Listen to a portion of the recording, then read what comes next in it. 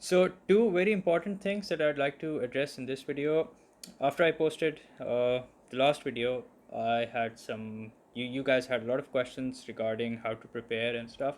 Although I did try to respond to every single one of them, but I thought I'd just make a video and put it out there once and for all. So the one very common question that you guys had was whether you guys should practice with topical past papers or yearly past papers. Now the thing is, you cannot compare the two. Okay, both have their own pros and cons. Both serve a different purpose.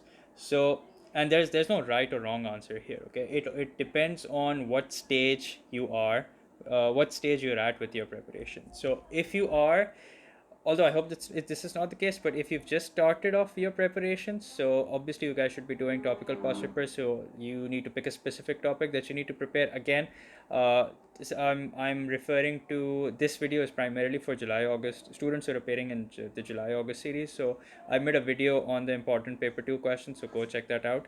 And so like I said, I hope this is not the stage which you're at right now. So but if you're starting off with your preparation, if you're starting with a specific topic, so you need to do topical past papers after you've studied all the concepts one by one. But remember, having said that, your main aim, your target should be to get to yearly past papers as soon as possible. Okay, you need to solve at least 3 4 or ideally 5 years of past papers before you appear for your exam. And since it's just paper 2, I think it's pretty much it's very much doable.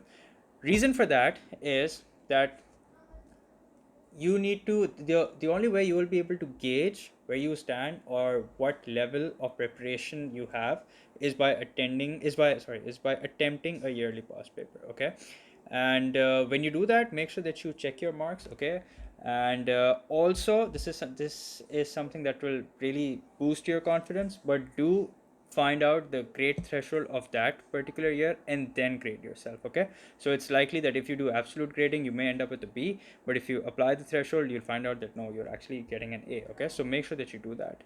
And another question that I hope sums up what type of past paper you guys should be doing. Your main objective is to move to yearly past papers as soon as possible.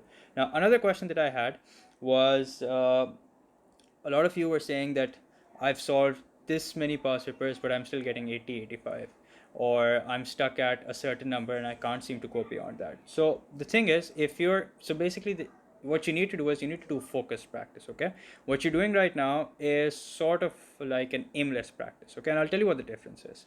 So the thing is, what you're doing right now is that you're probably attempting the past paper, looking at your marks, and then moving on to the next one. Okay, so what you need to do is, after you've done at least like four papers, okay, what you need to do is you need to sit down and observe closely observe the errors that you're making. Okay, and you will definitely find out a pattern. Okay, and let's say you find out that okay, so you're making errors in trigonometry. Okay, so then what you need to do is, that's step one is actually finding out that pattern. Okay, and that's very important. If you're not going to focus on your errors, you're going to keep on making the same mistakes over and over again. So the first thing you need to do is you need to sit down, you need to analyze your mistakes, and you will only be able to do that, you won't be able to do that right after solving one paper. Okay, you'll only be able to do that after you've solved like 3 4 past papers. So once you've done that, then if you have a tutor who can help you, that's fantastic, nothing like it.